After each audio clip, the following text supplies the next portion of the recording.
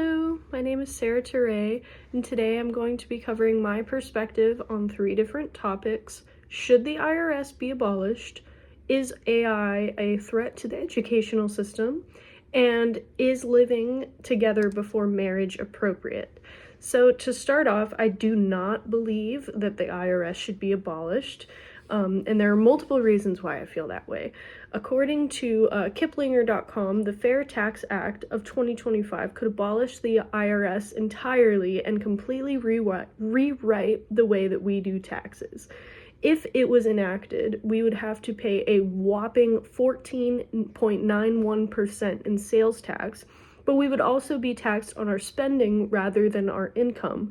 This could be detrimental to lower income communities, increasing the ever increasing wage gap and wealth gap in our nation, and people who are in lower income households would have to spend more money than they can save, and leaving them to pay more taxes. So not only is the IRS, good for guiding you through your taxes and how to use them, but it also keeps them at a fair rate depending on if you're what tax bracket you're in.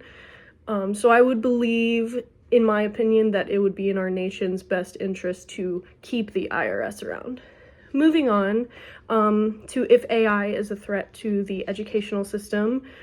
Yes, absolutely. While AI can be a useful tool in, helping you to learn and understand things, it can be misused, and it can lead to a lack of critical thinking skills and research skills that you would otherwise have to do on your own in an educational setting.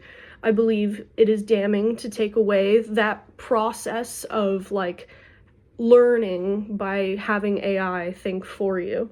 An article on waldenu.edu points out some of the cons of AI, including bias of information, misinformation, cheating, and worst of all, being a threat to the careers of educators by replacing them.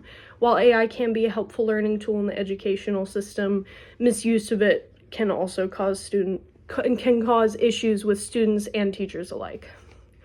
Finally, what is my perspective on living together before marriage? I believe that it's a good thing to do. It's essential to be able to transition into marriage smoothly, in my opinion.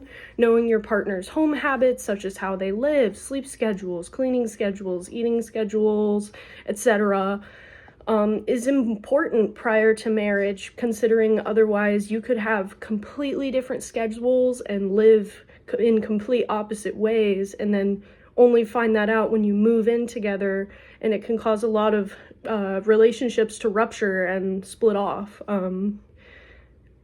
According to verywellmind.com, some of the pros of moving in before marriage are as follows. You can get to know each other better. It can deepen your relationship. It can be a sign of commitment on both sides, and it can help you to feel more confident in your decision to get married. Overall, it comes down to the communication styles of your partner and you, and the commitment between you and your partner when deciding to move in before marriage, but I believe personally that it can be beneficial. Thank you so much. Have a great night.